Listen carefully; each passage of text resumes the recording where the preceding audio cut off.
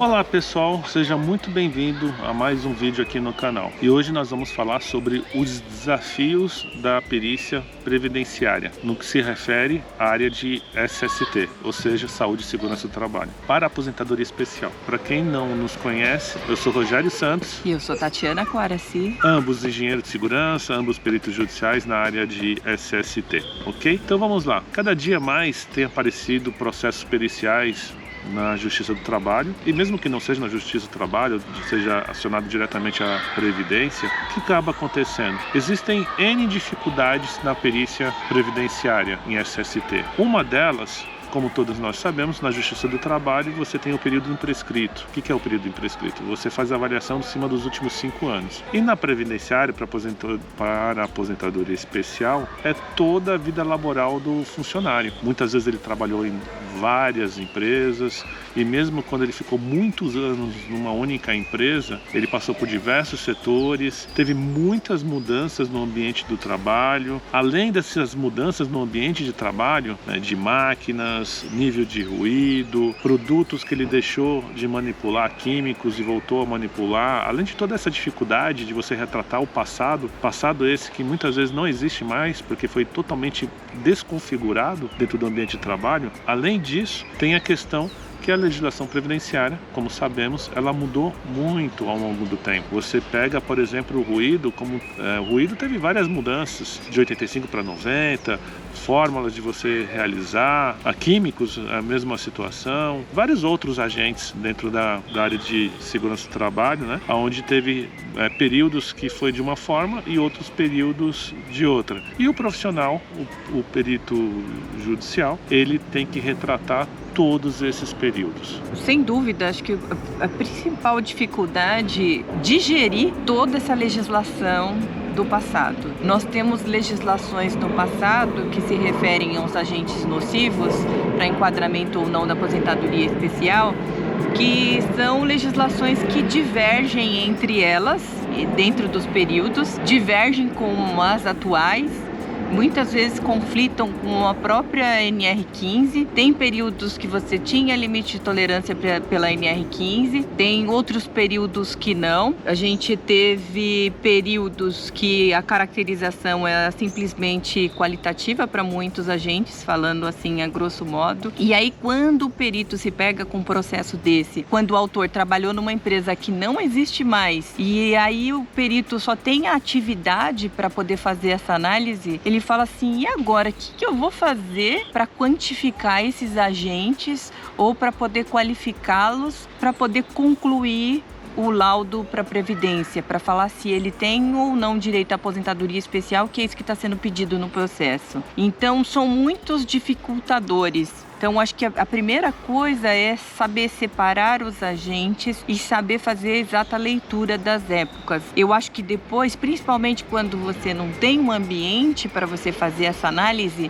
você tem que ver se você tem algum tipo de registro, algum tipo de documentação. Bom, não tem. A maioria dos casos, inclusive, você acaba não tendo nada. Então, vai muito da análise da atividade mesmo, para você poder ser o mais assertivo possível. E óbvio, dentro do limite. Se não houver possibilidade nenhuma de conclusão, determinado agente pode até ficar sem conclusão. O perito não é um adivinho, né? Ele trabalha em cima de fatos. Se os fatos não existem, não tem por que eu arriscar colocar uma conclusão num anexo. Eu diria que não é nem arriscar, seria inventar, né?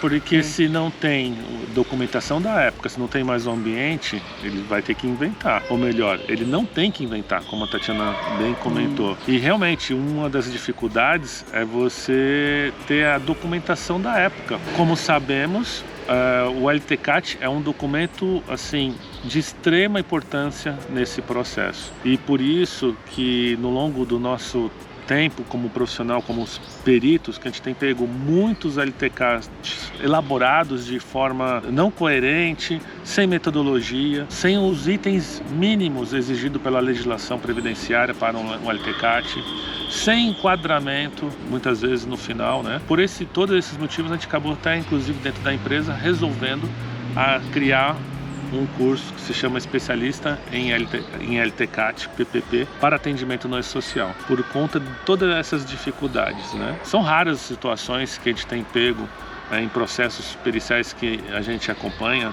na parte de aposentadoria especial, que realmente são documentos confiáveis e você percebe que retratou a legislação de forma correta, inclusive nos períodos anteriores. Muita gente fica muito assustado com esse tipo de coisa, criar um documento, né, um LTCAT ou um documento extemporâneo, ou seja, retratando o passado, por conta justamente dessa questão das mudanças da legislação durante o período. E foi justamente isso uma das nossas preocupações na criação do material que criamos, é de retratar exatamente como era cada período, o histórico de cada agente dentro da Previdência Social. E isso, sem dúvida, vai ajudar muito o profissional, porque ele vai conseguir saber como que era o passado, quais foram as mudanças ao longo do tempo e como é hoje, como se retrata hoje o assunto. Vou até deixar o link aqui embaixo para você que quiser conhecer o nosso produto, onde nós ensinamos você a elaborar de forma objetiva, direta,